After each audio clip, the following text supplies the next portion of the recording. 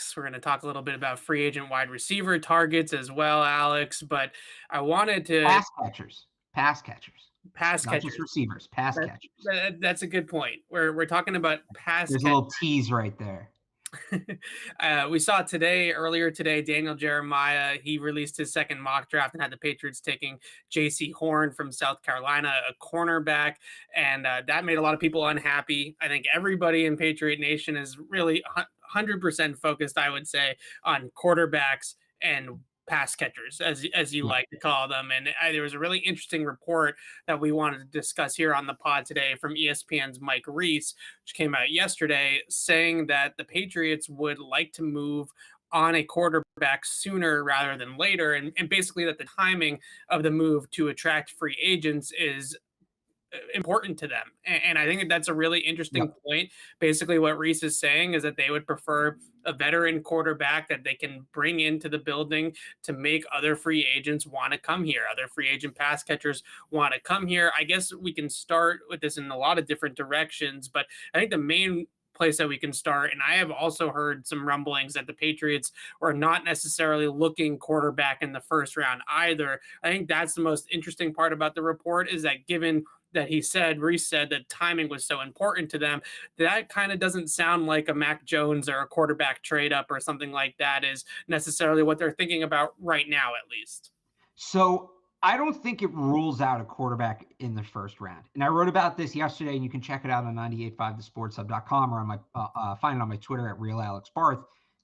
It rules out a rookie quarterback starting week one. Yeah. That's what we've ruled out. That a starter is going to come in at some point. Today's what? February 16th. So at some point in the next 29 days, a starter is going to be brought in here, a veteran starter, whether it's Cam Newton, whether it's Marcus Mariota, who I'm now calling the Providence Place Mall because of his contract escalator, whether it's Derek Carr, whether it's Carson Wentz. It won't be, but like, you get what I'm saying. One of those guys, or a mystery name, is going to be brought in between now and March 17th. That guy will be the presumptive starter going into camp and likely will start week one.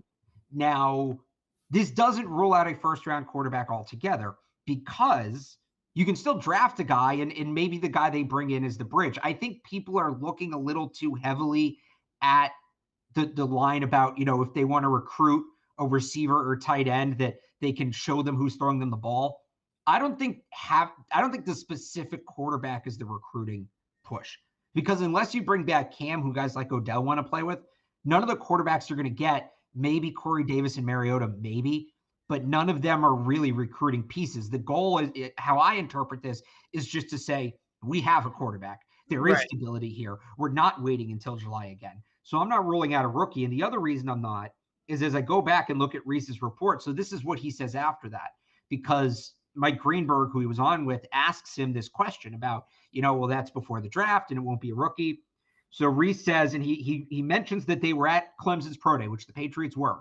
And there were only two players working out, right? Etienne didn't work out. Amari Rodgers didn't work out. It was Trevor Lawrence and a fifth-round receiver, Cornell Powell, who I don't know how much they'd be interested in. So here's what Reese says about them being at Clemson's Pro Day. Now, they're not going to get Trevor Lawrence, but here's why that stood out to me. It tells me they are all in on the draft quarterbacks. Reese then mentions that in 2012, the Patriots didn't scout Luck because, quote, Belichick knew it wasn't realistic. So are they scouting Trevor Lawrence to trade up for Trevor Lawrence? No. But if you're going to trade up or trade down, it is important to, and this is really complex, so I'll just kind of give the cliff notes. It's important to understand not just all the different quarterbacks, but the disparity. Just because you're not going to trade up for Trevor Lawrence, knowing the gap between Lawrence and Fields, between Lawrence and Wilson, between Lawrence and Lance, knowing how big that gap is important.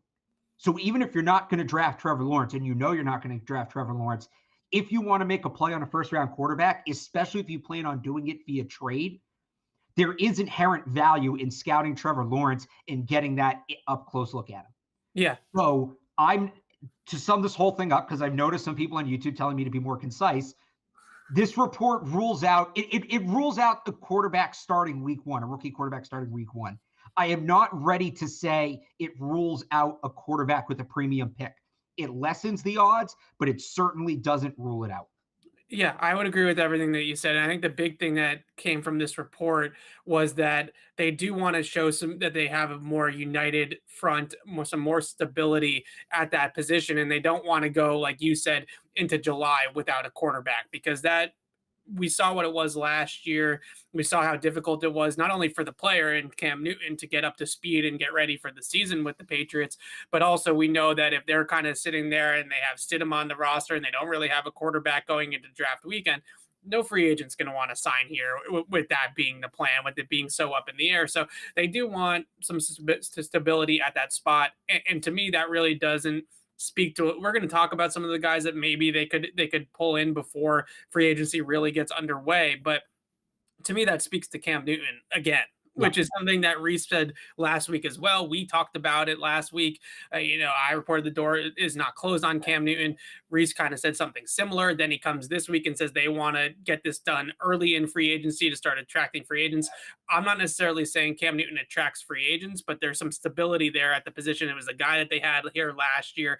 And I think the other thing that, which is a big element for it to me with the draft, is that it doesn't rule out the fact that maybe they don't. Mac Jones to me is the type of guy, for instance, that is pretty pro ready, right? He's been at Alabama. He's started there for almost two full seasons.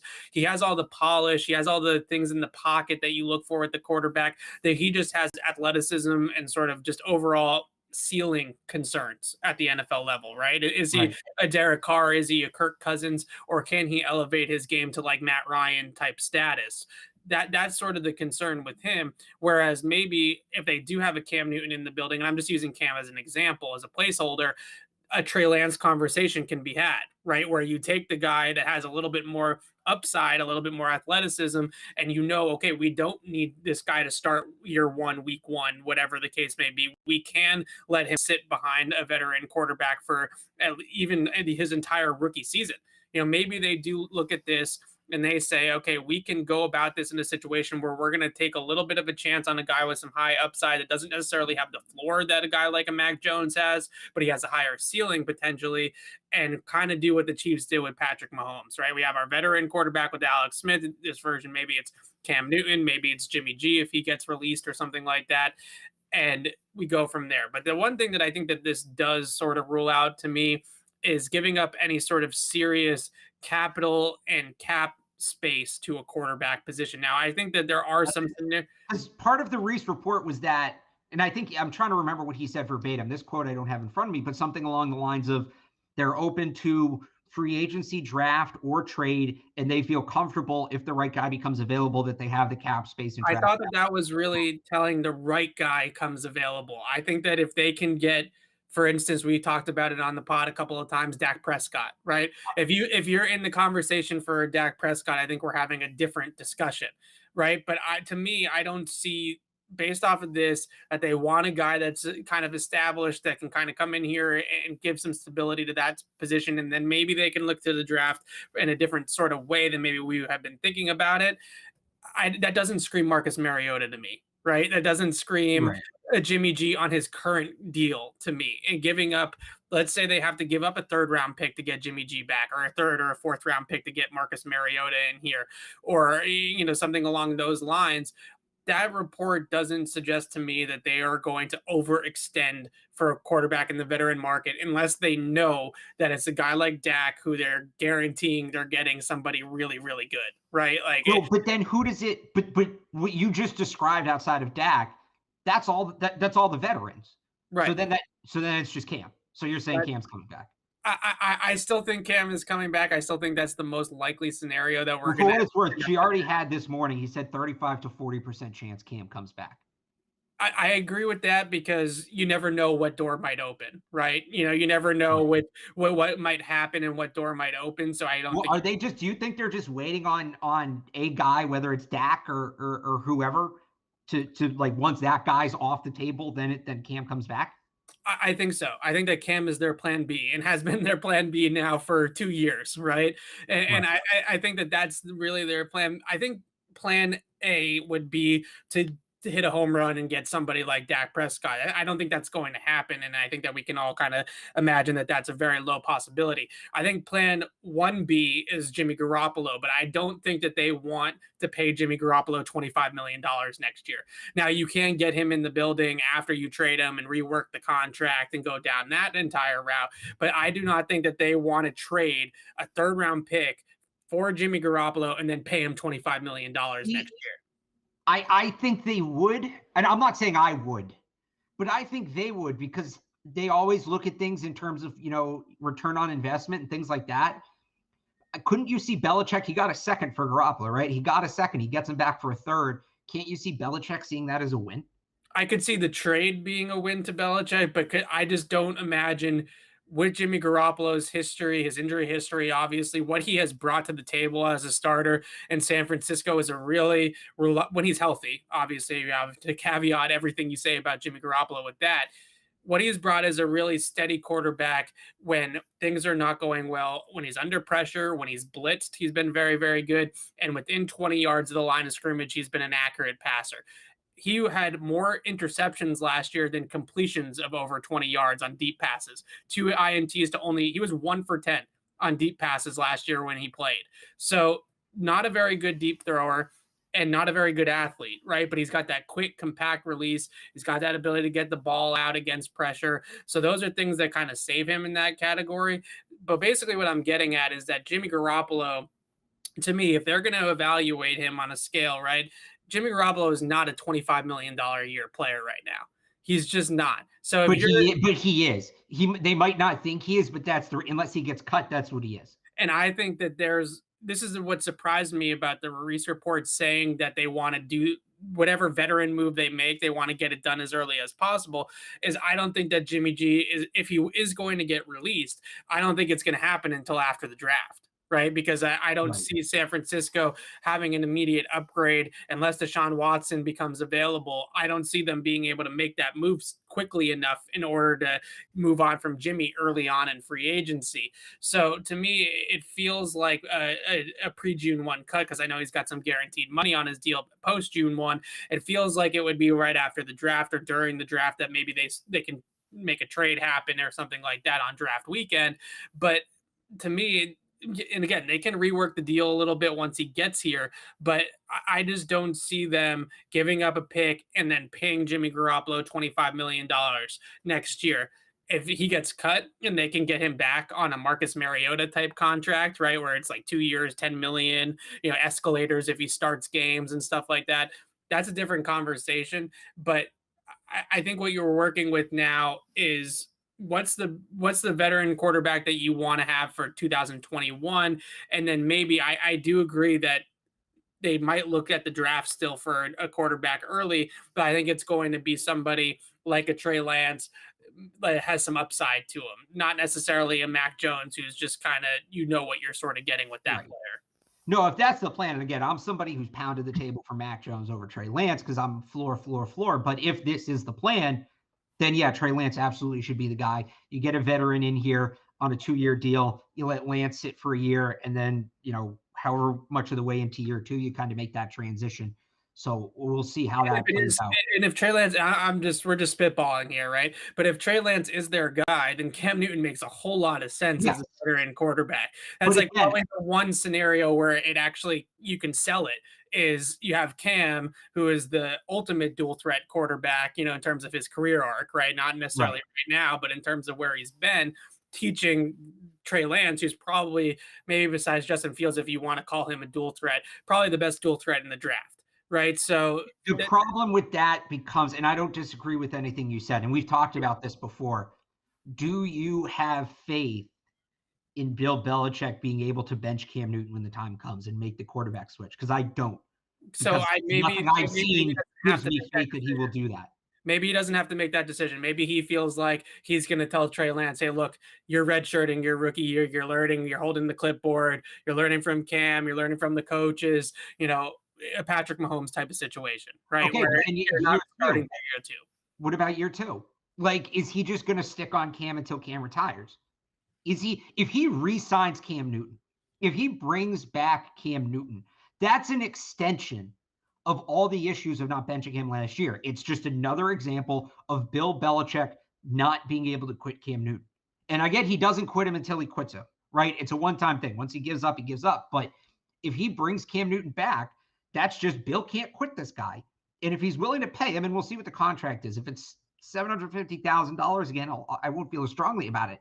But if they give Cam Newton $10 million, like a 2-year, $20 million contract, which I don't think is unrealistic, then Trey Lance is going to sit on the bench forever. He's going to gather cobwebs because I just have no faith that Belichick can quit Cam Newton. He had every opportunity. He had every chance to. And I know maybe Stidham didn't look good. And we talked about that last week. But it got to the point where Stidham became irrelevant. You needed to make a quarterback change just to give the team a kick in the ass. That's what it came down to. And he still couldn't do it. It's difficult. The only player, and I understand that we as fans, as media, don't necessarily think highly of Cam Newton, but in the NFL, in the league, players love Cam Newton and they gravitate towards him. He's a lot of these young players, like an Odell, for example. Cam Newton is their hero, right? Like he is one of the guys in the league. That's a more attractive veteran option, I would say, for a lot of people than Jimmy Garoppolo or Marcus Mariota or even a guy like a Derek Carr, who I don't think is going to be available necessarily.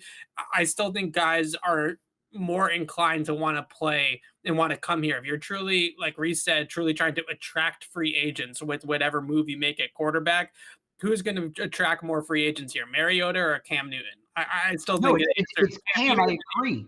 Right. You're still, but even in that scenario, you're still handcuffing yourself to Cam. Are you going to have, if these guys all come to play with Cam and he comes out and throws 2 touchdowns and 10 picks in the first 7 weeks, are you going to be able to make the switch? Or is that going to be a locker room problem? Like, it's not so much that I'm against the idea of Cam Newton coming back. I'm against the idea of Cam Newton coming back and him being sharpied into the starter role for another 16 games. Sure. I want him, like, if he's back, I'd like to know that there's some flexibility, that the leash is short, that the hook is waiting, that if things go south again, we don't have to watch that kind of quarterback play for 16 weeks again. And there's just nothing I've seen, and just common sense and history don't tell me that things will be any different if he comes back. Everything you see, everything you hear, everything we've been through, it just feels like if he comes back, we're just hitting reset. And it's going to be another year where we get to November and Cam's struggling and they're, 4-6, and everybody's calling Cam to be benched, and we get snarky comments from Belichick about why it won't happen. Like, I just can't help but see that playing out again. Well, the reason why it wouldn't play out is if they upgrade at receiver and tight end significantly. At least one guy comes in here to play with Cam, and it's a better situation. Whether or not I think Cam can completely turn around his career at this point, I don't necessarily, but I do think that he can play better than he did last year if he's throwing to Odell, or he's throwing to Allen Robinson, or he's throwing to Corey Davis and Curtis Samuel versus throwing to what he was throwing to a year ago. So I think there is some element. But is that going to make enough of a difference? I think there's certainly some room for improvement, though, right? I mean, at the very least, I don't look. And PFF came out with their stats yesterday, their 2021 QB annual. Yeah. I sent you the chart, and it's ugly, right? Cam Newton, in terms of perfect ball placement, what they call accuracy plus, was 32nd out of 32 qualified quarterbacks. He was 24 out of 32, just an overall general accuracy percentage. And this is actual ball placement they're studying here. This isn't just completion percentage or adjusted completion percentage. This is them going and watching the tape and studying where the ball is actually flying and where the defenders are relative to the ball. And he was one of the least accurate quarterbacks in the NFL. He also threw one of the highest percentage of throws into tighter closing coverage, right? Into very, very tight windows. And this was a similar, very different sort of, situation. But last year in 2019, their QB annual was similarly harsh on Tom Brady, right? Where his numbers, his accuracy numbers, his metrics in terms of throwing into accuracy pluses and stuff like that was not as normally good as we are used to seeing with Tom Brady. This year, with the Bucs and Mike Evans and Chris Godwin and Gronk back and all these things, he was a top 5 accurate passer in the league again, right? So I'm not saying Cam's going to have that sort of split, but what we are seeing, and especially when we look at the advanced metrics in terms of accuracy, what we are seeing is that it is heavily, heavily influenced on supporting cast, right? If you get a quarterback as a poor supporting cast and you get them better weapons, almost all NFL quarterbacks, unless they completely have fallen off the cliff, which maybe Cam has, almost all NFL quarterbacks kind of regress back to the mean or improve back to the mean a little But bit. that doesn't make any sense to me, because accuracy should be independent of who you're throwing to, shouldn't it? It's not, because it's in terms of if you're throwing into really tight windows, getting the ball into those tight windows is difficult, right? So it's more I'm challenging. not necessarily saying that the window itself, but an open receiver is an open receiver, right? And maybe the better players get open more; they have a bigger catch radius, but.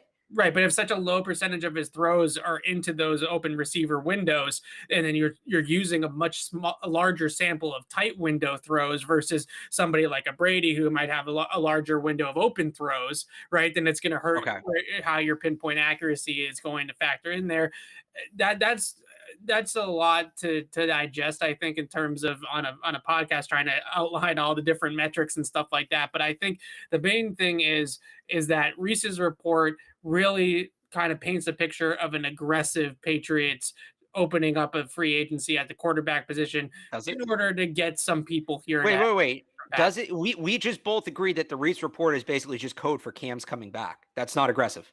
Well, I think that, I mean, in terms of they're going to sign somebody sooner rather than later, as early as possible. So now the whole aggressive report, which I've been a fan of. So you think aggression just means timing? It just means we're going to make bad signings in March instead of making them in April. Well, I don't know I guess it depends on what you consider a bad signing, but if that's the way that you want to look at it. Here's what I'm saying. Then yes. And I haven't been against how they've run free agency in the past, right? The waiting until day 2, getting the value guys, but that all made sense because you had Brady. That game plan's out the window now. That free agency plan now would be bad. So what I'm saying is I assumed aggressive meant going for more elite, higher priced, higher talent options in free agency. Just think it means, I'm legitimately asking you here. Yeah. You think aggressive means the same kind of players, but they're just going to do it sooner? I think we have a different barometer versus the team in some respects of what is that elite type of player, what is that guy that they're willing to pay. And as much as we might disagree with them on certain quarterbacks, I think that they view that position as a position that they still, unless they are going to get a Dak Prescott, unless they're going to get a Deshaun Watson, unless they're going to get an Aaron Rodgers, they still don't feel that it's in the best interest of the team to have a quarterback making $25 million a year. So you can be aggressive, but that element of it, I think, is a big factor, because they could trade for Jimmy Garoppolo tomorrow, probably. Honestly, they could make an offer to the Niners that the Niners would take tomorrow on Jimmy Garoppolo, but I still think the hesitation there is going to be that $25 million cap. So I was going to say, like, if aggressive and having budgetary constraints you can't marry those two concepts. I don't think they have budgetary constraints at other positions. I think that they are going to go out and pay a pass catcher, whether it's acquiring that's fine, but or whatever. If there's one position where you should be okay spending, it should be quarterback. I get Garoppolo. I don't want to pay a guy $25 million just to pay him. Garoppolo's not worth that. He's not talented. But aggressive to me means you're going to upgrade, whether you upgrade elsewhere or not, right? Whether they get better receivers or not. The Patriots can upgrade a quarterback, yes or no? They can, certainly. So that's what I'm saying. Bringing Cam Newton back is not an upgrade. It's not aggressive. If their goal is we want to only spend what we... Is Marcus Mariota an upgrade? Is marginally, but he is. Patrick an upgrade? No. I guess what I'm saying is he might be. The problem that they're running into, though, is that they don't have, unfortunately, they do not have the draft capital to make a trade for Deshaun Watson. They don't have it. If Deshaun Watson becomes available, then Miami and the Jets are going to put the number 2 and number 3 pick and their young quarterbacks in the trade. The Patriots can't come close to that, right? But then there's trickle down. I think Darnold would be an upgrade. I think Tua would be an upgrade. So you go get one of those guys. That then with those guys, the issue is that they're in the AFC East. And if the Dolphins or the Jets are going to trade one of those guys to the Patriots, then you're going to have to pay a premium for trading that player. That's being aggressive to me. That's being aggressive. I If just you think wanted Sam Darnold, then you have to end up trading the 15th pick. I would take that. I would take that. I don't know that Darnold, like I would Sam Darnold. I would take how much better, what's the gap between Darnold and Jones? I would take Jones with the 15th pick. But Jones is on a 4-year rookie contract. Sam Darnold is on nearing the last year of his deal. But you're not going to have to. I don't think you're either he balls out and he's great and you pay him and fine, you have a quarterback, or he doesn't play well and you can sign him for less. I just think if I don't hate the swing on Sam Darnold. I'm just saying that I think that there's I get that AFC East premium on Darnold or Tua, and it's going to be difficult for the Patriots to make that trade because I'm not parting with 15 for. Maybe I part with 15 for Tua because of his contract. He's only in his second year, right? But in terms of Darnold, I'm not giving up the first round pick for Sam Darnold right now. I just think that if aggressive means we want to upgrade at quarterback, but we don't want to spend any more than we spent last year, that's just ludicrous. I don't think it's that they don't want to spend any more than they spent last year. I just think that you have to look at the tiers of the quarterbacks and recognize that, okay, if we can get a Dak Prescott, if he somehow becomes available, and Jerry Jones, and we've talked about how dumb Jerry Jones can be in the past, if he's dumb enough to let Dak Prescott become available, granted, he's still going to tag Dak Prescott and force a trade, right? It's not going to be a trade, of course. But I guess what I'm saying is, if you're saying we're going to be aggressive and look for a bargain, you're not being aggressive. Like, you can't be aggressive and look for a bargain. I get what you're saying. I think they always look for value, right? Always. But that's not being aggressive. That's looking for value. Those are two opposite concepts. You can't do both of those at the same time. Maybe the aggressive approach we sort of, unless the aggressive is just timing, unless it just means they're going to expedite, they're going to keep the same thought process but just expedite it. I just can't imagine. And look, I think that there is a possibility, and when we talk about some of these pass catchers, we can talk about it with these guys. I think there's a very, very good possibility the Patriots are going to make a big splash move for a legitimate NFL pass catcher, whether it's signing a free agent or making a trade, because over the last couple of years, and granted, they've come close but no cigar, but they have been the finalists for a lot of really big name pass catchers in the market, right? Stephon Diggs is kind of the biggest one, I would say, but even a guy like Adam Humphries, who we're going to discuss here in a second, he was somebody that they aggressively pursued in free agency a couple of years ago as well. They have tried to make moves for wideouts. Whether they have all worked out or not is another story. So I think that what they're going to do and what they continue to want to do, from what I can understand, is keep that quarterback number as low as possible so that they can stack the rest of the roster. Now, when I first heard that sort of philosophy, my initial instinct was to think that they were going to draft somebody at quarterback, right? You pay a rookie contract, right? Then you can have all the cap space in the world.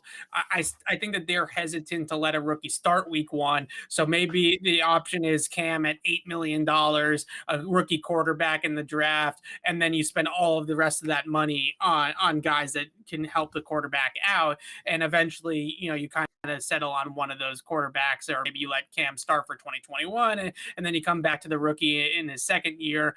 Ultimately, though, the aggressive sort of mindset, I don't think that it's never going to be aggressive the way that us Patriots fans and reporters want it to be, right? It's never going to be. The Patriots are not going to be one of those teams that just pays a price of 4 first-round picks for Deshaun Watson. I just can't imagine that they're ever going to be that team. And ultimately, that's probably what it would take for them to win a bidding war against the Jets or the Dolphins, with them be offering 4 firsts, 4 seconds, JC Jack, throwing the entire kitchen sink at Deshaun. And I just don't think that Bill Belichick is ever going to be that type of manager. Yeah, I mean, you're right. But again, I think there's middle ground there. I don't think they're going to get Deshaun Watson, and the no trade clause complicates that.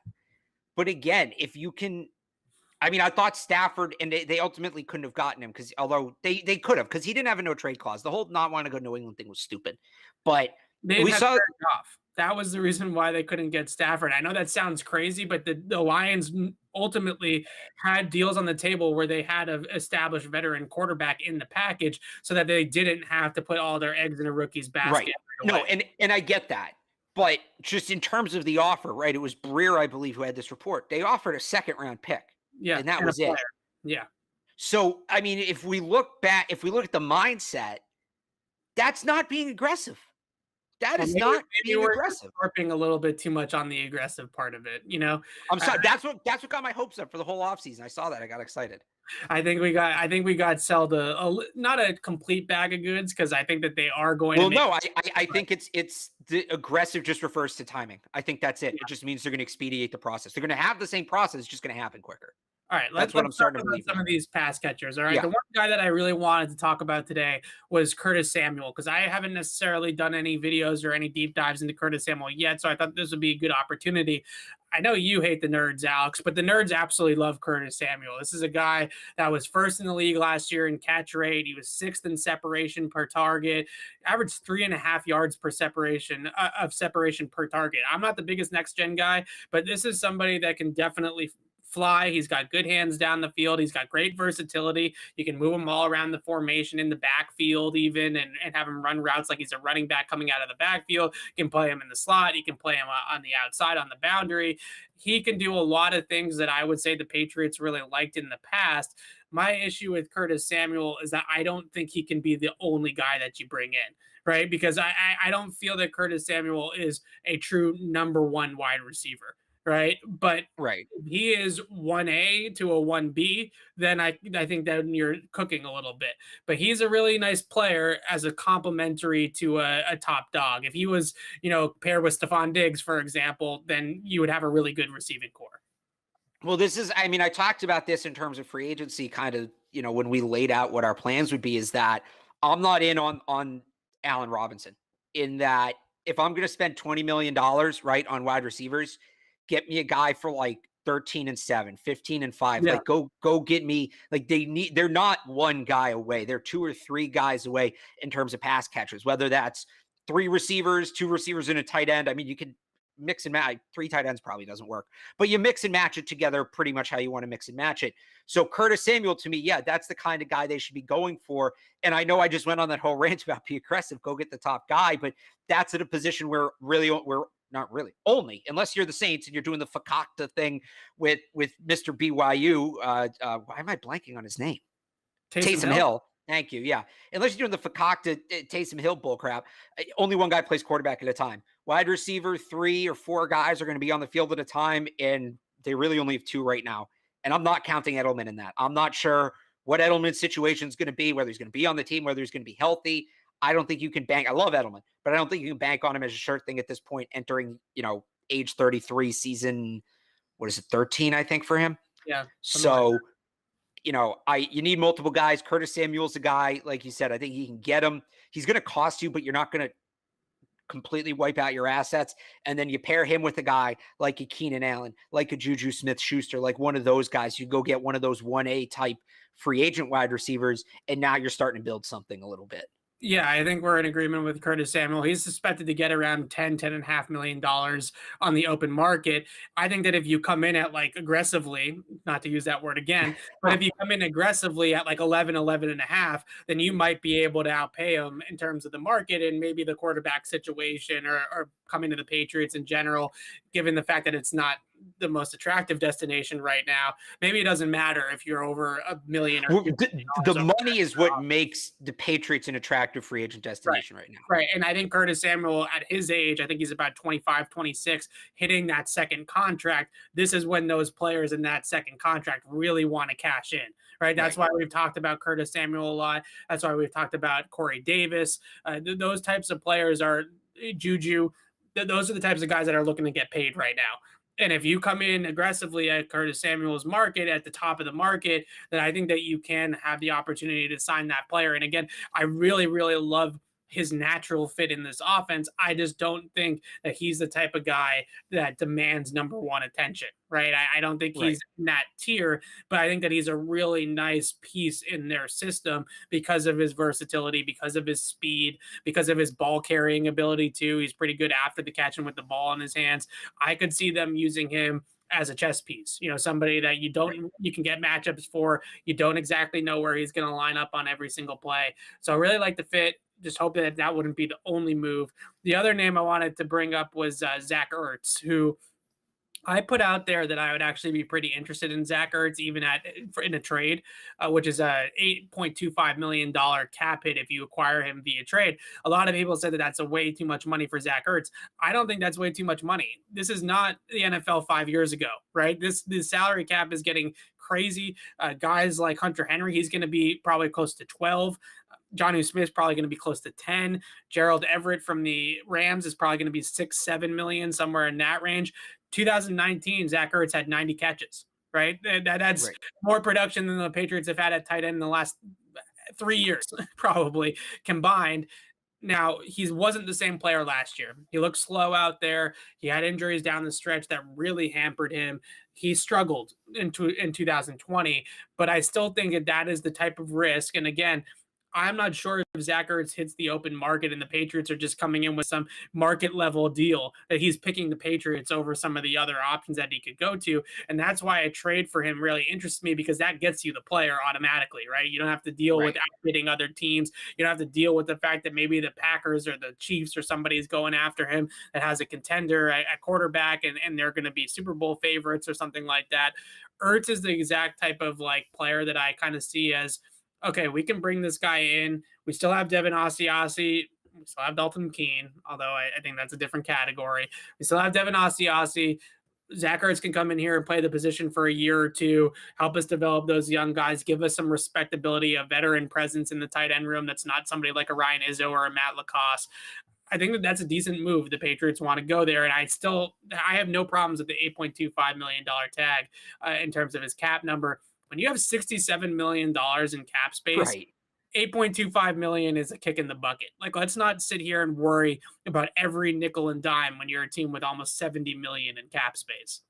And then I'll just kind of to continue your line of thinking, because it's the $8 million cap hit. Actually, I think it's less than 8. Oh no, I'm looking at the wrong column. Yeah, it's $8.25 million to acquire him in a trade. $12 million cap hit though, but still, I would pay that. So you have the $12 million cap hit, and then you have a couple dead years at the end. But like hypothetically, what do you think it costs to get Ertz? Like in a trade? In a trade, I don't think much, because that is pricey for the player that played in 2020. If I say a 3rd round pick, can we agree that that's... I think they could probably flip one of their 4th round comp picks for Zach Ertz at this point. So I'll even say, let's go hypothetically with a 3rd just to play it safe. If you had said 3rd was fine, I might have pushed to 2nd. But let's say a 3rd, you bring Zach Ertz in for a year. You get a starting caliber tight end, which you haven't had in 2 years. Right. He walks, minimal dead money. You get the 3rd round pick you traded back, because you're probably going to get a comp pick for him, assuming he performs decently well, which he should. And you buy another year for Asiasi and Keene to develop. That to me all around, it's a win, win, win, win, win everywhere. Yeah. So that's kind of what I'm looking at. The only, like, again, does he perform well enough to earn you a 3rd round comp pick? People are talking about him like, oh, he's so old. He's 31. Yeah. The same people who are getting mad at everybody for calling Cam old are the ones calling Ertz old, and they're the same age. Well, he looked old. He played old last year. Not that Cam didn't necessarily play old last year. No, it happens. Ertz didn't run very well last year, and I think that's a big reason why people are concerned that maybe his best days are behind him. But the Patriots don't need his best days, right? They just need a competent NFL tight end, and I think that he is one of those guys too, that when he's at his best, his quickness at the top of the route is really difficult to cover in the middle of the field. If you're going to drop linebackers into underneath zones, if you're going to try to cover him with the safety, when he's at his absolute best, and we saw this in the Super Bowl in 2017, he can be really difficult to cover at the top of the route. And that's something that I think that they don't necessarily have, is that big body guy that can really win with separation at the top, and then body control and frame, and using that to box guys out and stuff like that in the middle of the field. I think he's a nice fit in terms of what they do with their passing game. And ultimately, like we keep on saying, they don't need prime Gronk to walk through the door. That would be great if they can find that player. But they don't necessarily need that, right? They just need somebody that can be a respectable NFL veteran at that position. Even last year, Zach Ertz was better than anything they rolled out there at tight end, even in his diminished state. So I believe he had better numbers than all 3 Patriots tight ends combined. I'll check that. I think he did. They're 30 Yeah. 36 guys who did. I think he was one of them. The year before, he had 90 catches, almost 1,000 yards, and 6 touchdowns. That's nothing to sniff about. You can easily get him back to that level or close to that level potentially. I just feel like those are the types of risks that the Patriots need to take. Because Ertz single-handedly put up about the same numbers as Izzo, Asiasi, and Keene combined last year. I think those are the types of risks you need to take when you're a team with $70 million in space that isn't the most attractive free agent destination right now, that isn't number one on everybody's list of places that they want to go, that doesn't have Tom Brady on the roster anymore. You need to figure out some unique ways to address things. And I think Jonnu Smith is a better player than Zach Ertz at this stage, but he's also going to make more money than him. He's also going to have a lot more suitors lining up to sign him in free agency. And that's even if he hits free agency, because I still think there's a chance that the Titans might place the tag on him, because the tight end tag is really reasonable. It's not a tag like a quarterback or a wide receiver where you're paying a guy, a big allocation of your cap. I think it's somewhere around $10, $11 million for next year for the tight end tag. So that's not terrible. I just feel like we are harping on that $8.25 million number, like the Patriots are a team that has no cap space. So I'm just curious what you think, because you mentioned Gerald Everett before, and he's a guy I've always liked, and he's slated to be a free agent. Where would you put him in this conversation with Smith and Ertz, and like where would you rank him? So I think the issue with Gerald Everett is that I think he's a competent tight end. I think he's a nice piece, but even at his best, is he somebody that teams have to game plan for? Is he somebody that you have to? Is Jonnu Smith somebody teams have to game plan for? I wouldn't say so. I think because of his versatility, he is, right? Because you're going to line him up in different places. You're going to move him around the formation, and you have to sort of be able to identify where he's at and have the right type of cover guy to cover him given the situation, right? I think with a guy like Ertz, if he gets back to closer to 2019 form, then teams are going to look at that and say, hey, we're going to have to put a really good coverage safety on this guy. Or we might even have to put a corner on it if we don't have a Patrick Chung or we don't have a Kyle Duggar on our roster, right? We might have to put a really one of our like low-end corners on him, possibly. I don't think that you move that needle in other ways with a guy like a Gerald Everett. Right? Okay. I think that he's more of a guy that's certainly more well-rounded, certainly has more going for him than Brian Izzo or in that level of tight end, but isn't necessarily a game plan piece. Now, let's say they go out and they add Samuel.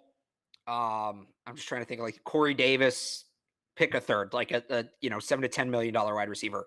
Like, then does Gerald Everett become more realistic to you, or do you you think they can get by with Gerald Everett as a tight end one if they add enough at wide receiver, or do they still need, even if they add all those guys, a Jonnu Smith or a Zach Ertz? No, I think that they could get it done with Gerald Everett if they add a wide receiver, because you can funnel the ball to different places, right? Right. And that's something that I think that we definitely should focus on too, is that the offense doesn't need to funnel through the same types of playmakers as it has in the past. For that to happen, though, they have to be willing to change up the offense, which they haven't done. A little bit. So I throw that caveat on there. Right. But my point is they don't need to be a tight end slot receiver heavy offense if they are able to acquire players that win in other ways that isn't necessarily in the middle of the field or isn't necessarily out of the slot. Then they can win in those ways. And I think that they should adjust the offense in that case to their personnel, and I'm sure that they would.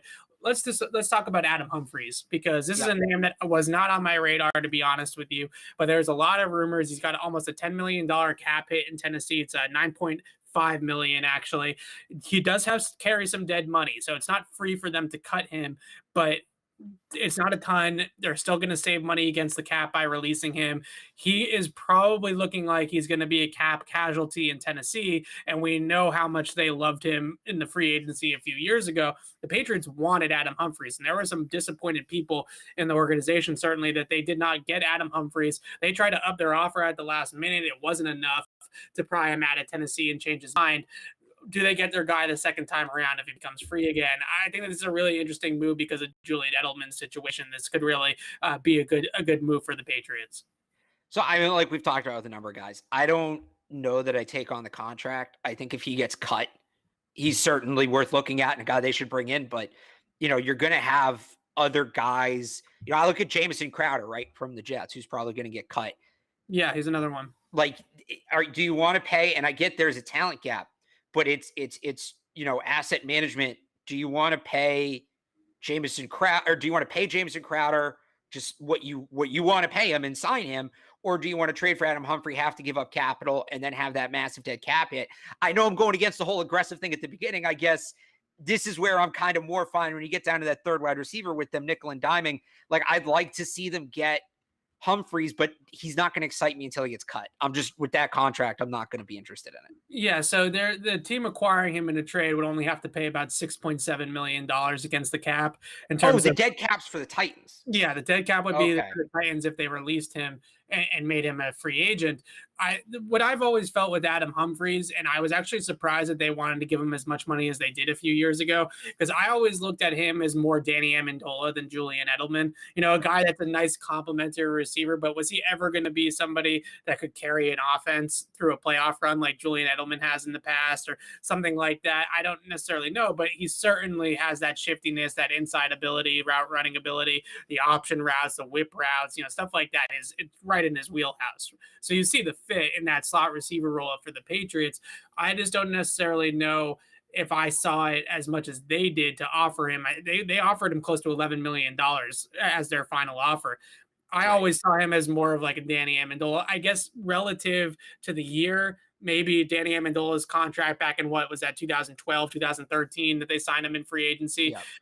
That might have been, if you kind of prorate it for this, you know, going 6 years in advance, maybe it was closer than I thought, but it was a big contract that they were willing to offer Adam Humphries. It hasn't worked out the way that they were hoping in Tennessee for him.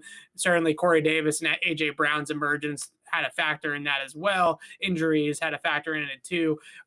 I think that this is we're talking a lot about kind of putting two guys together instead of paying all of it to one guy. If they can get that number one guy, and they're bringing in Adam Humphries as sort of the number two complementary guy, sort of what the Bills did with Diggs and Cole Beasley, for example, then maybe I can be talked into it a little bit more. I'm just realizing this. Like, we're talking about Mariota, Smith, Jonnu Smith, Corey Davis, Adam Humphrey. Like, do you just want to be?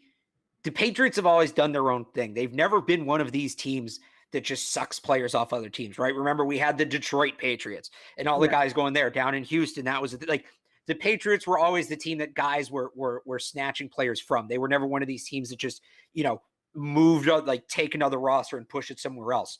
Sure. All of a sudden, we're talking about the New England Titans. Like, and I'm not saying that they're going to go out and get all of these guys we're talking about, and this just kind of hit me, but, you know, if you're bringing in Mariota and then you sign Jonnu Smith and then you trade for Adam Humphrey, we've seen that. We've seen that before. So maybe the coaching is different, although I think Vrabel's a heck of a coach, but I don't know. I feel like there's I don't even know how to describe it. It's just they're all Titans. Maybe it's a coincidence. I don't know.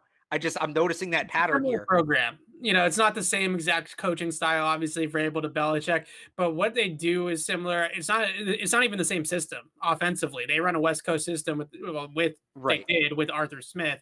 I'm sure they're going to continue to run West Coast. They run a McVay Shanahan style offense, right? Under center, bootleg action, West Coast. And that's why Adam Humphries didn't end up really fitting there. It's because there's not a great role for like a shifty slot receiver that's really the third guy in on the rotation. They play a lot of two wide receiver sets in Tennessee because they're always under center. So they didn't really have a role for him the way that they necessarily thought that they were going to. So I think that's an interesting element of it too with him, is that when he got there, they were sort of expecting to be a little bit more spread with Marcus Mariota, right? You're going to be a little bit more in shotgun, a little bit more of a spread offense.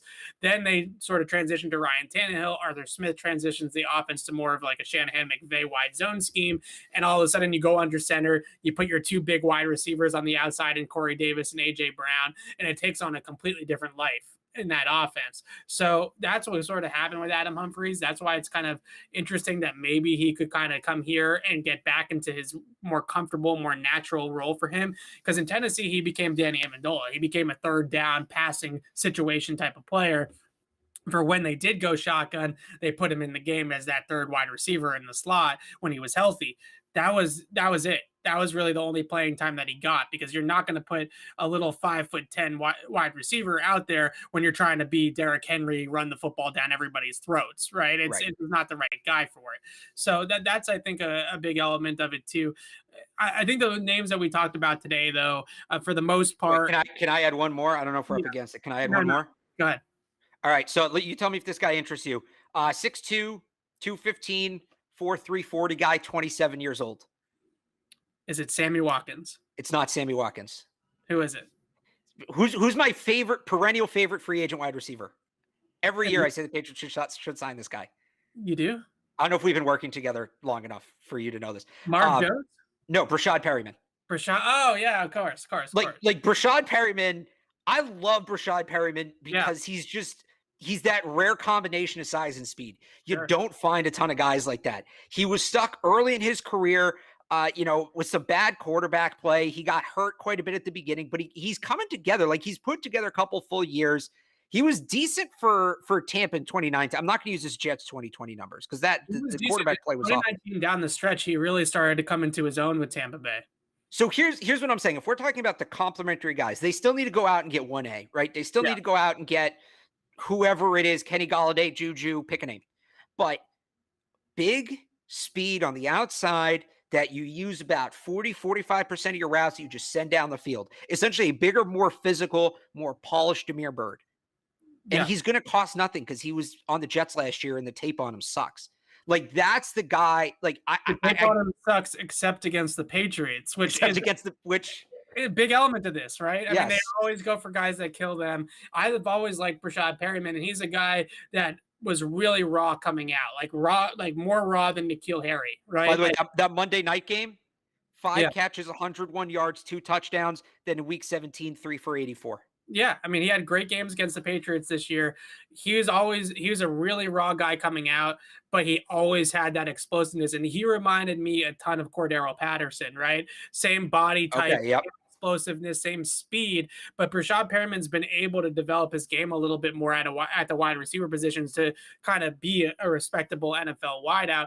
I love the idea of that at X to kind of upgrade that position, but we're not necessarily talking about the huge upgrades, but we're talking about a little bit of upgrades here, a little bit of upgrades there. And PFF, I thought, published a really interesting article the other day. I'm sorry, I forget who wrote it, but they published an article about secondary wide receivers, not the top guy, but the number 2 and number 3 receiver, and how important that guy can be in the pecking order. And sort of the guy, the poster child for the article was Cole Beasley, right? Because you have Stephon Diggs, who's the man in Buffalo, obviously. But then you have a guy in Cole Beasley who is a really, really high-end number 2 receiver for them last year. And you saw how much that impacted the offense to, okay, teams are going to double Diggs, or they're going to rotate the coverage over towards Diggs, or the Patriots are going to put J.C. Jackson or Stephon Gilmore on Stephon Diggs, and then Cole Beasley is going to be left playing the second corner or the slot corner or whatever, and they were able to be productive there in that spot. So why we're talking so much about these guys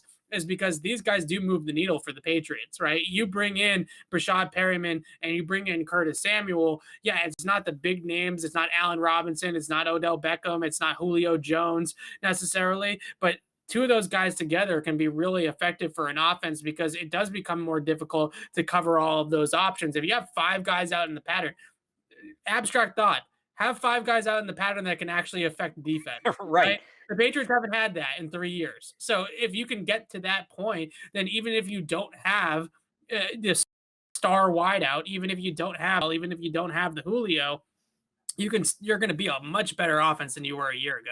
And even if you do, and I feel free to disagree with me on this. This is just kind of how I've always felt. We're talking about the second and third guy. We're not talking about the first guy, which they do still need to get. They don't have. Yeah. I'm not saying bring in Rashad Perryman and you're fixed. I'm saying bring him in after you've signed. Juju's the name. He's at the top of my head. Maybe that's the guy or not. But here's my point. Those guys, right? The guys who are going to go on the first day of free agency, the guys who are going to go during the tampering period, they're going to be good wherever they go. Those guys, I don't think, are hard to sign because they're good. You just throw money at them.